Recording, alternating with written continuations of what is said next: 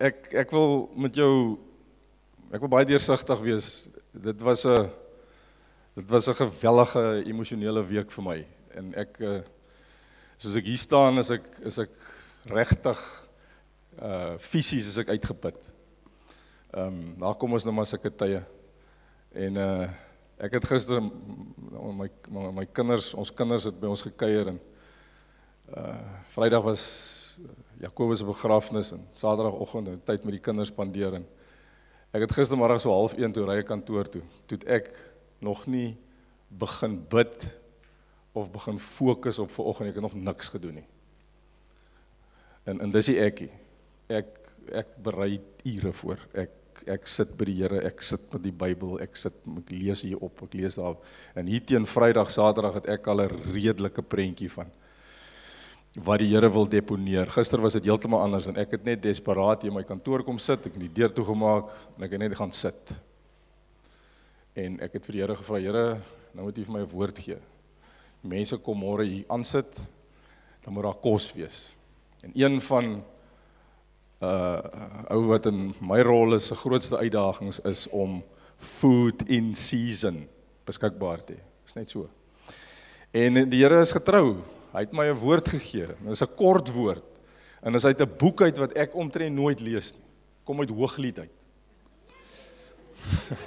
Ja, dis 'n haar boek. Dis haar boek. Ek is meer in Johannes in Korintiërs en Galasiërs en so.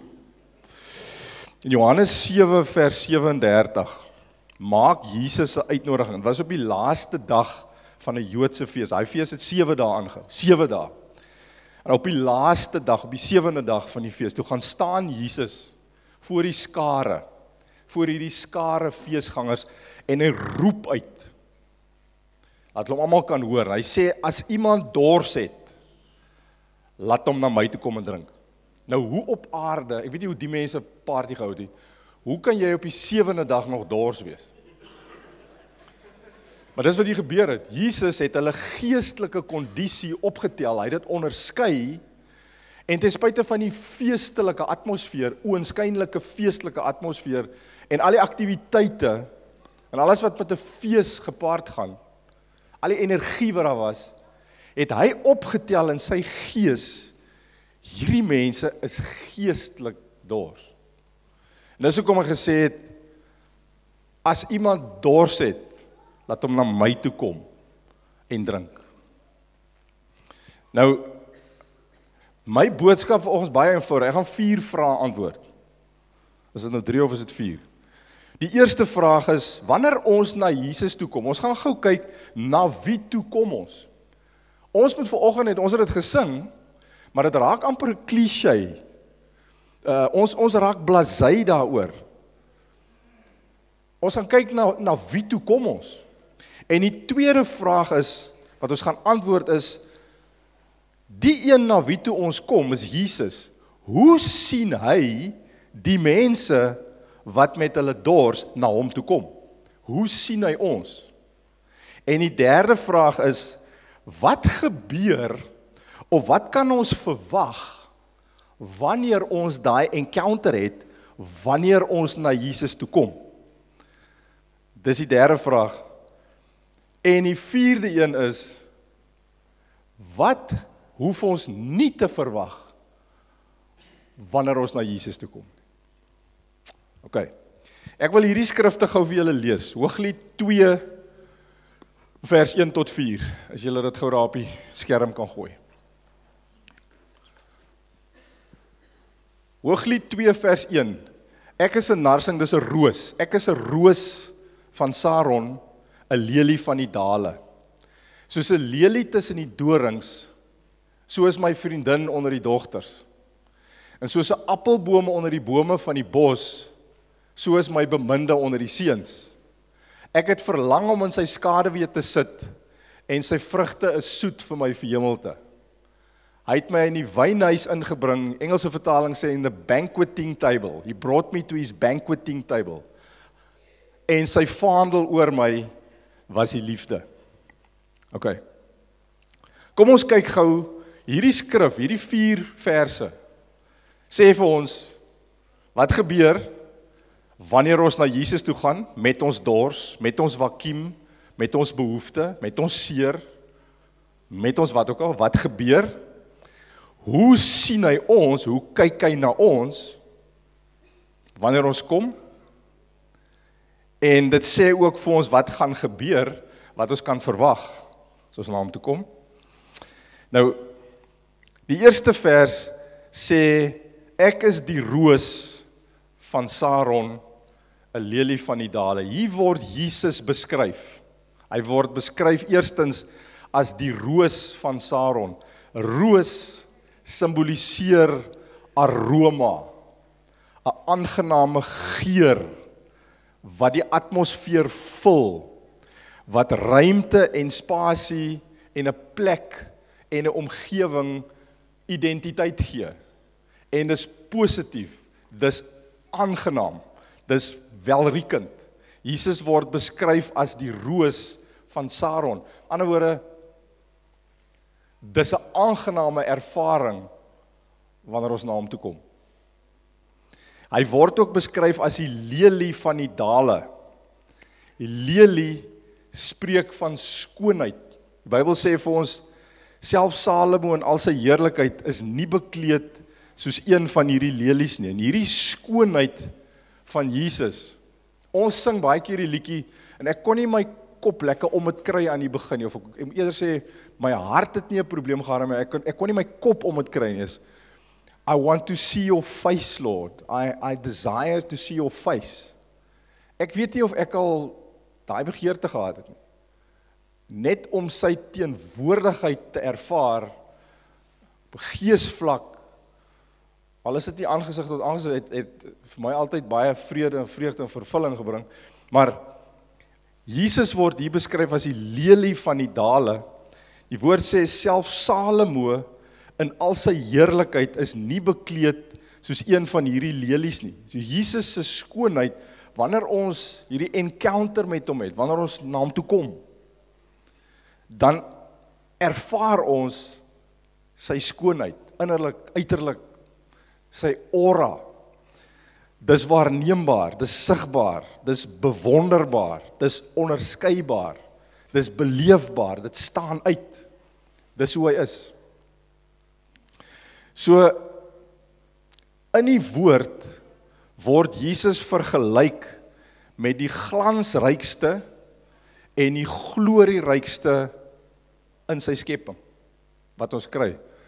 Hy word genoem die roos van Saron, hy word genoem die lelie van die dale, hy word ook genoem in die hemelruim, hy word genoem die son van geregtigheid. En in die diereryk, dis wat Johan vanoggend kom deel het, hy word genoem die leeu van Juda. So, na wie toe kom ons? Ons kom na die seun van God toe. Die gesalfde, die Messias, wat self God is, wat van die begin af daar was, die roos van Saron, die lelie van die dale, die son van geregtigheid, die leeu van Juda, so kan ek aangaan. Dis na wie toe ons kom met ons dors. In die afgelope week het ek gesien hoe mense se geloof gestretch word. En as ek en jy in 'n situasie beland, soos hierdie afgelope week, dan, wanneer ons met ons dors, met ons behoefte na Jesus toe kom, dan moet ons weet na wie toe ons kom. Dis hoe hy is. Dis hoe die woord hom vir ons beskryf. En dit lig ons geloofsvlakke, as ons weet na wie toe ons kom. Nou, die vraag wat baie van ons mee sukkel, wat ek vir soveel jare van my Christenlewe mee gesukkel het, is, hoe sien hy my? As ek met my behoefte, met my dors, met my honger, met my seer, met my verwerping, met my dit, met dat, wanneer ek na hom toe kom, ek nader nou tot hom, ek kom nou met my dors, hoe sien hy my? En weet jy, in hierdie skrifte, kry ons die antwoord. In vers 2, Hooglied 2 vers 2 sê, hier beskryf hy ons, Jesus beskryf hier sy bruid, hoe hy ons sien. En ek wil by sê, met ons imperfections. Hooglied sê op 'n plek, praat hy van hierdie Shulamite lady, wat die bruid simboliseer, en dit kom net uit you are dark, but you are lovely. Ten spyte van die feit, dat jy jou imperfections het, wanneer ek na my bruid kyk, you are lovely. Vers 2 sê, soos 'n lelie, hier is die lelie weer, soos 'n lelie tussen die dorings, soos my vriendin onder die dogters. Jy sien, daar is dogters wat nie die bruid is nie. Maar die dogters, of die dogter, wat hier die bruid simboliseer, staan uit. In vers 2 sê, wanneer die bruidegom na hierdie dogter wat die bruid is kyk, soos 'n lelie tussen die dorings, so is my vriendin onder die dogters. Nou hoor nou gou hierso, dit het my getref. Dieselfde blom, die lelie, wat gebruik word om vir Jesus te beskryf, word ook gebruik om sy kerk te beskryf. Vers 1 sê, Jesus is soos die lelie van die dale. Vers 2 sê, sy bruid is ook soos 'n lelie. Met ander woorde, ons in sy oë is ons van dieselfde stoffasie gemaak as hy. En dis nie 'n misplaaste, arrogante stelling wat ek maak nie. Dis 'n genadewerk van God, wat dit vir my en vir jou moontlik maak, en ons ontvang dit met dankbaarheid en geloof. Ons is na sy beeld geskape, ons is van dieselfde stoffasie gemaak as Jesus. Dieselfde Heilige Gees, wat Jesus Christus uit die doodheid opgewek het. Ons het vanoggend die geselebrate, en het die oorwinning verklaar, oorwinning oor die dood selfs, oor die mense finale vyand. Ons het dit gesê, dieselfde Heilige Gees, wat Jesus uit die doodheid opgewek het, woon in my en in jou. Vers 1 beskryf Jesus as die lelie van die dale, vers 2 beskryf sy bruid vir my en vir jou as die lelie van die dale. Jy is van dieselfde stoffasie as Jesus, omdat die Gees van God in jou woon. Ek vertel vir jou vanoggend wie jy is in Christus.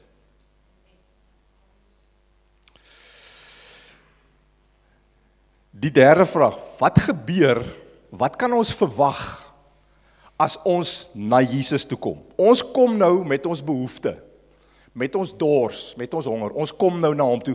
Wat kan ons verwag? Wat gaan gebeur? Weet julle, daar baie Christene is, ek vir jare was so hesitant om na hom toe te gaan.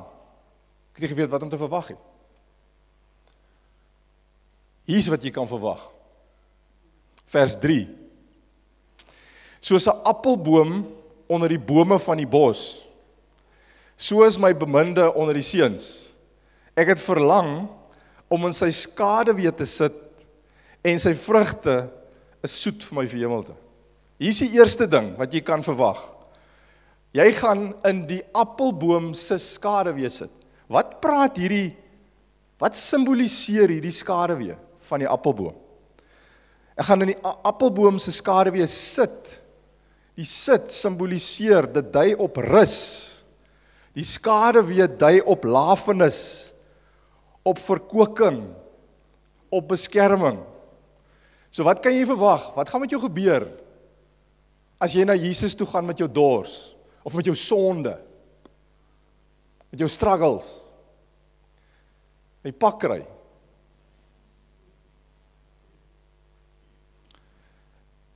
Jy gaan in die appelboom se skaduwee sit.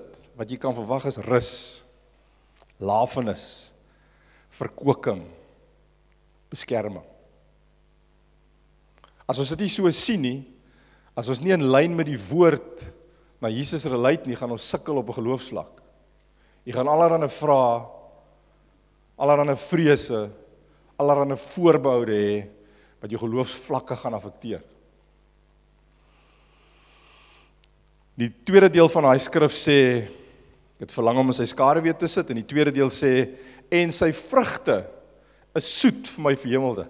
Vrugte is soet vir my verhemelte. Die vrugte dui op voeding, nourishment. Ons word dus gevoed in sy teenwoordigheid. Ek was gister moeg, ek was leeg. Ek het by myself gedink, die enigste rede hoekom ek môreoggend kerk toe gaan is omdat ek die pastor van die gemeente is. As ek nie die pastor was nie, het ek nie vanoggend gekom nie, dis hoe ek gevoel het. En ek het by die Here gaan sit, ek het na hom toe gegaan met my dors, met my leeg. Ek sê, Here, voed my. En hy het my dit gegee. We feed on Christ while we rest in the shade of His mercy and love. Dis wat met jou sal gebeur, dis wat jy kan verwag as jy na hom toe gaan. Hier is nog iets wat jy kan verwag as jy na Jesus toe gaan. Vers 4. Hy het my in die wynhuis ingebring en sy vaandel oor my was die liefde.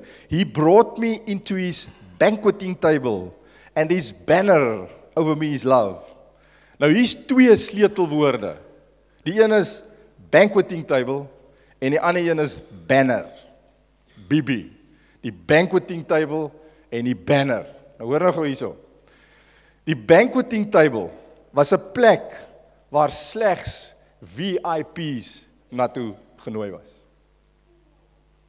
In die kultuur, in die konteks van die kultuur van daai tyd, as jy na die banqueting table toe, dis 'n feesmaal. Die drag is streng formeel. Die kaartjies is duur. Die banqueting table is 'n plek waar slegs VIP's, belangrike mense heen genooi is. Ander woorde, jy is vir Jesus belangrik. Jy's vir Jesus belangrik. Jy's nie Wurmpie Jakob wat jou behoort te skaam om hom te approach nie. Jy word genooi na die banqueting table toe. Dis 'n plek waar net belangrike mense vir die gasheer na toe genooi word. Die banqueting table is 'n plek van feesvier. Dis 'n plek van celebration. Dis 'n plek van fellowship. So wat kan jy nog verwag wanneer jy na Jesus toe gaan? Jy kan 'n feesmaal verwag. Jy kan 'n celebration verwag en jy kan intimate fellowship verwag. En dan sê die tweede deel van daai vers sê, and his banner over me is love. Vaandel, 'n banner in daai tyd was 'n simbool van veiligheid, van safety, van beskerming, van protection, van sukses na die oorwinning oor die vyand behaal is. Hulle het die banier gespan na die vyandelike magte verslaan is, so dit was 'n simbool van oorwinning, van sukses. So wat kan jy nog verwag? His banner over me is love. Safety, protection, success and victory. Nou, kom ek by die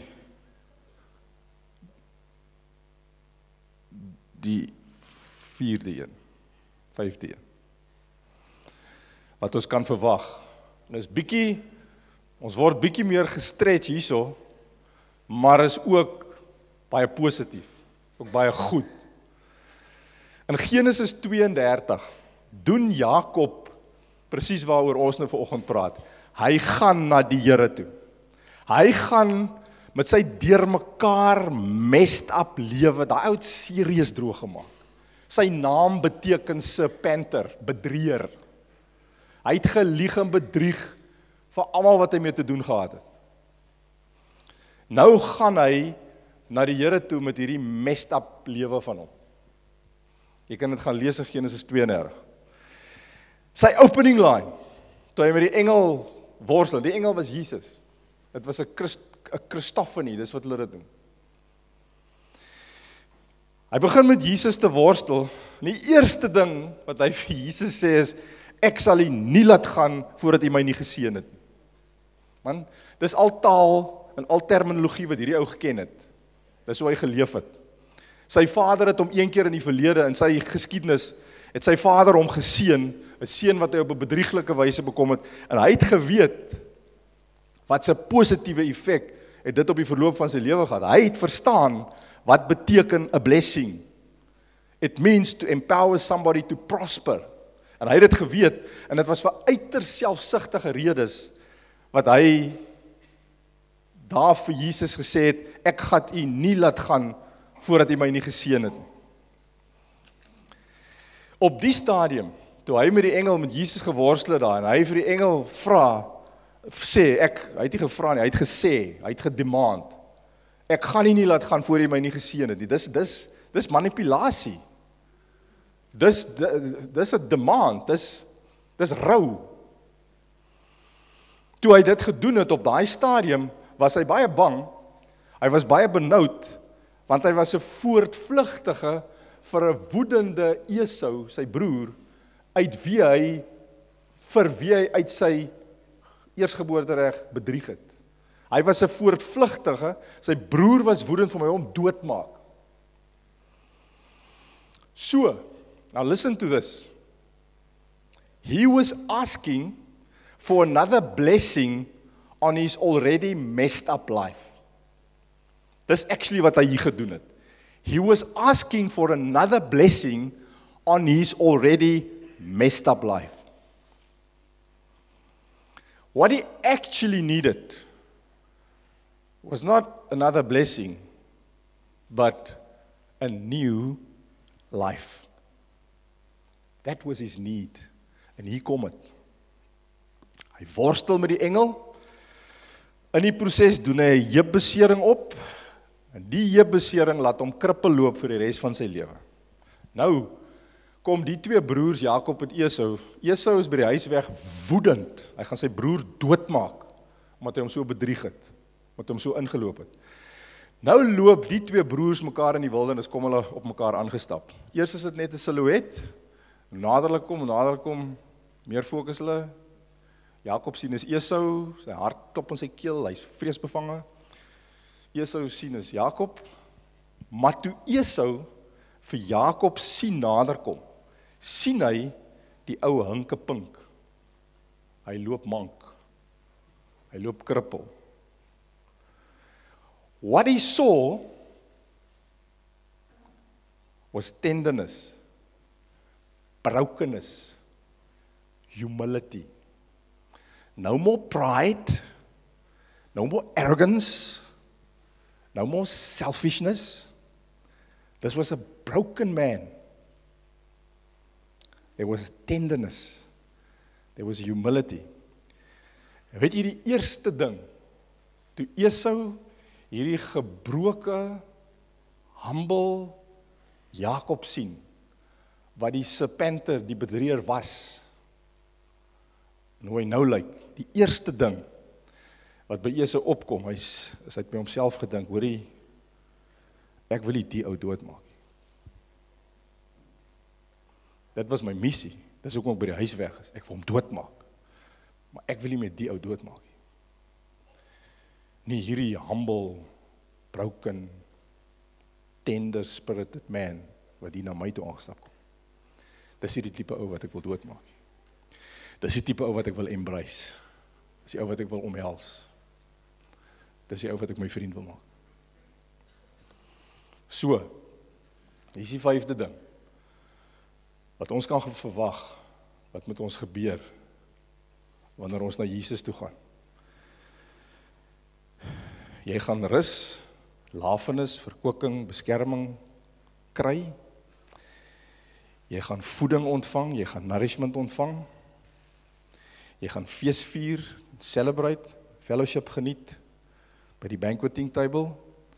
Onder daai vaandel gaan jy ontvang veiligheid, beskerming, sukses, oorwinning.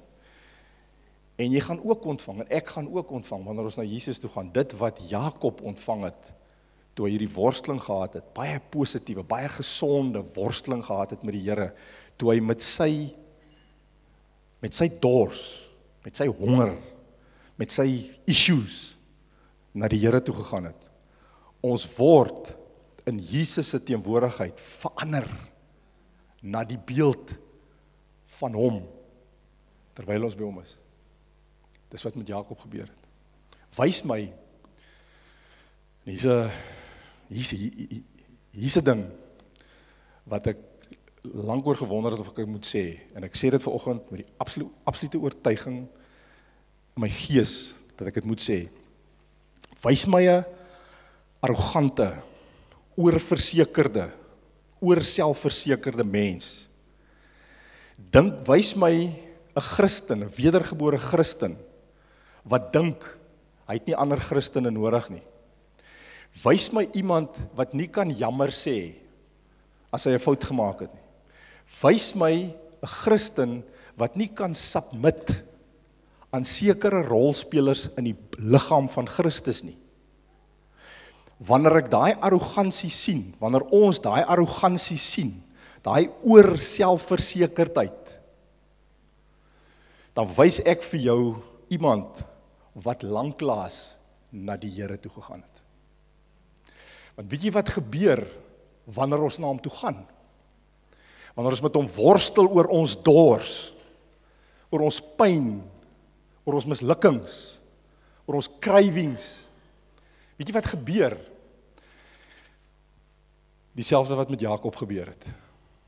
'n Arrogante mens wat net eenvoudig hom aan niks en aan niemand gesteer het nie, word 'n broken, humble, lovable man.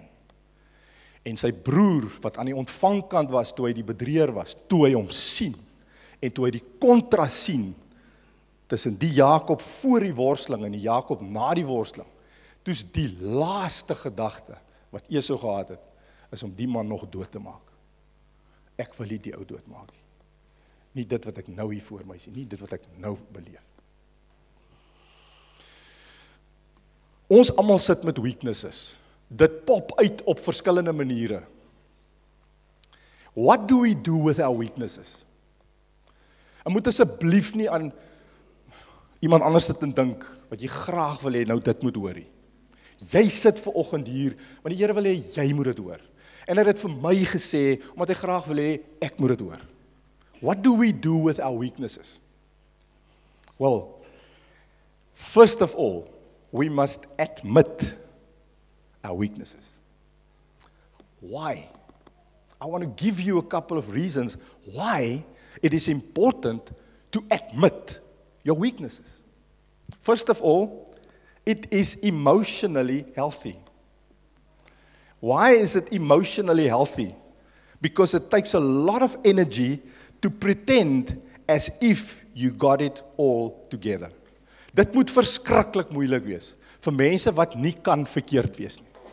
Hy kan net nie verkeerd wees. Hy kan nie verkeerd hoor nie, hy kan nie die skrif verkeerd verstaan nie, hy kan nie verkeerd optree in verhoudings nie, hy kan net nooit verkeerd wees nie. Dit moet geweldig energy sapping wees om daai front op te hou. Ek kan my net indink. Why must we admit our weaknesses? It's emotionally healthy. Tweedens, because people never relate to perfection. Mense kan nie relate na iemand toe wat al ewig perfek reg is nie, want ons niemand is nie. Die derde ding, why must we admit our weaknesses? Because when we share our strengths, we create competition. When we share our weaknesses and our failures, we create fellowship. Jy al gesien, wanneer mense in 'n selgroep sit, ons Christene sit in kuier, en iemand begin uit sy gebrokenheid uit te deel. Iemand begin bietjie oop te maak, sê ek sukkel met dit, yes, but you create fellowship. Maar die ou wat inkom, en almal altyd wil leer, en sy doctrinal purity wil kom uitstal, of net praat oor sy oorwinnings, en oor sy strengths, it creates competition. Nou voel jy ook onmiddellik, ek moet iets sê, iets sê, dat ek hom net min of meer myself kan handhaaf in die geselskap. It creates competition. Why? Because there's no humility. Pride rules.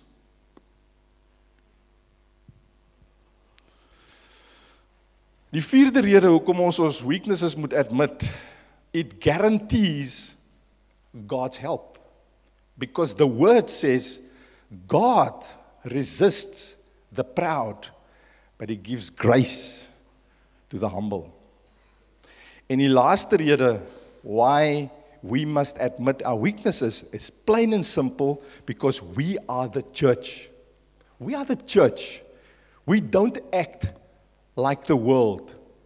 The church is a body, not a business. The church is an organism, not an organization. The church is a community and not a corporation. It's good to admit your weaknesses, because it will also prevent arrogance. Jy sien, as 'n mens in pride leef, jy's nie bewus ander mense sien dit raak nie. Jy sukkel, jy's van die laaste persone wat agterkom. Jy sukkel met pride. Intussen, dit klomp mense om jou, dit al lank al opgetel. En stelselmatig is die aura, die aroma wat jy versprei, sodanig dat mense jou begin vermy. Dit is moeilik om met pride te relate. Dit is moeilik. So, wanneer ons swakhede teenoor mense erken, it will prevent arrogance. Hoekom sê ek dit? Want as jy weet, ander mense weet van jou, gaan dit jou humble maak. Hier is die laaste een. Die laaste vraag wat ek wil antwoord. Wat ons nie hoef te verwag as ons na Jesus toe gaan nie. Wat beslis nie met jou gaan gebeur. As jy met jou honger, met jou dors, met jou failures, met jou sonde, met jou tekortkoming, met jou gebreke na Jesus toe gaan nie. Wat jy nie hoef te verwag nie. Is 'n 5-letter woord. Jy hoef nie straf te verwag nie. En laat ek met hierdie laaste stukkie die religious cage rattle. Hy moet gerattle word. Wanneer jy met jou dors, met jou honger, met jou sonde, met jou mislukkings, met jou behoeftes na Jesus toe gaan, die een ding wat jy nie hoef te verwag nie, is straf. Jy sien, daar's 'n wanpersepsie, daar's 'n misinterpretasie van een belangrike, baie misinterpretasies, maar ek wil fokus op hierdie een. Hebreërs 12 vers 6 sê, for the Lord corrects and disciplines everyone whom He loves. Kom, gooi die amens. Amen, amen. Ons like dit. Dis wat ons wil hoor. Dis wat ons wil hoor. Man, jy sien daar is 'n verskil tussen punishment en discipline. Kom ek sê vir jou, wat is punishment? Punishment is done often in anger and in frustration. Punishment is a penalty imposed on a wrongdoer. It's a penalty imposed on an offender. Punishment has retribution in view. Punishment is paying somebody back what he deserves. That's punishment. What is the goal of punishment? The goal of punishment is, plain and simple, the administration of justice. Dis wat hulle my in strafreg geleer het op universiteit. Nee? Ek sê julle, ek my teologiese opleiding by die regsfakulteit op Stellenbosch gehad. Dis straf. Dis punishment. What is discipline? Discipline is the Greek word paidou. Ek het al baie gesê hier van vooraf. En paidou is waar ons Afrikaanse woord pediater vandaan kom. En 'n pediater is 'n dokter wat kinders gesond maak. Ander woorde, paidou beteken to heal a child. So 'n discipline, die vertaling van die Griekse woord paidou beteken not punishment. Dit beteken to heal a child. So when God disciplines His children, He's busy healing His children.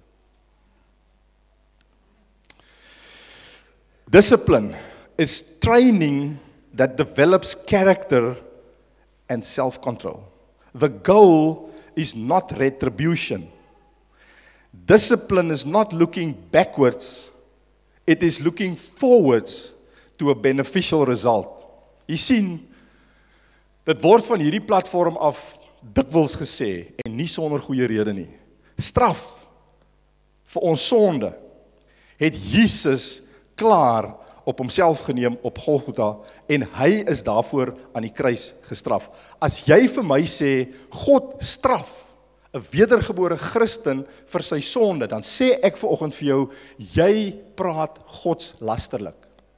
It is an offense to the cross of Jesus Christ om te sê, God het dan nou misluk in dit wat op Golgotha gebeur.